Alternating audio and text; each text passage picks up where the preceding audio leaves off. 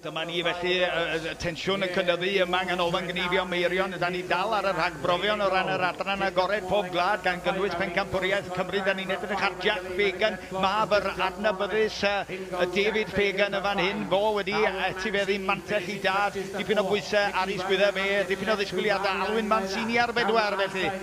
Alwyn Mancini'n cnifio wych yn hyn, mae fyny na efo Jack Fagan. Cnifio'n arbennig, diolch yn cnifio gymaint a fi oedd, mae sganio'n cymryd dipyn o amser o erbyn hyn, ond dal yn gnifio'r o'r safon uchaf yn enwau mawr, a sôn am enwau mawr. Nicky Beynon, un o'r gnifwyr gorau welodd Cymru erioed, pencampwr byd, yn un o feistri gnifio Pryden.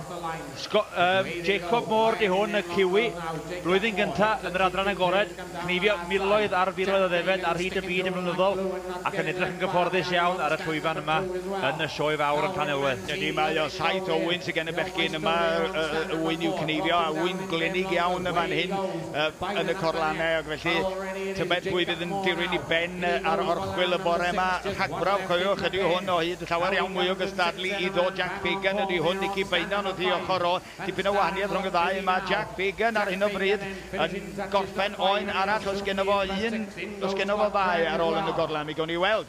Ond eiliadau yn unig, mae o'n gymryd i gyfnewid am yr oen nesaf. Alwyn Mancini wedyn y bachgen lleol yma i fi o Lanuwchlyn yn cael hwyl dda iawn yn rhyw chydig ar ei holi o ran amser, ond wedi bod yn cnifio'n daclus iawn trwy'r bore.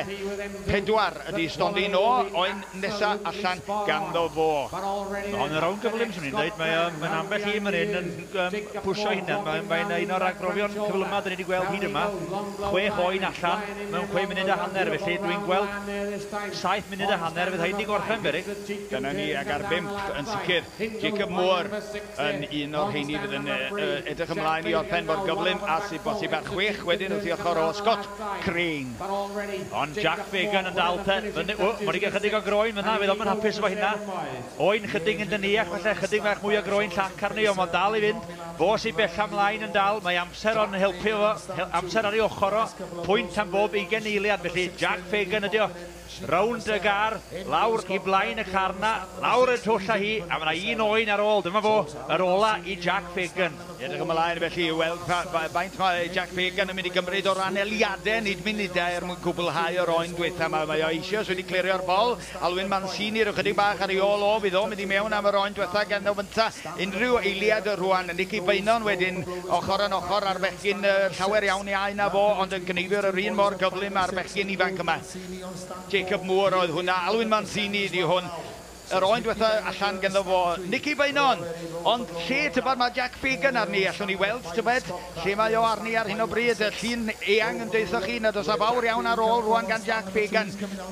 Jack Fagan sy'n bell amlaen mae Nicky Beynon oen ar ôl, dwi'n meddwl y gomchi gan gymryd, dwi'n meddwl bod Jack Fagan bron ar oen o amgylch Nicky Beynon.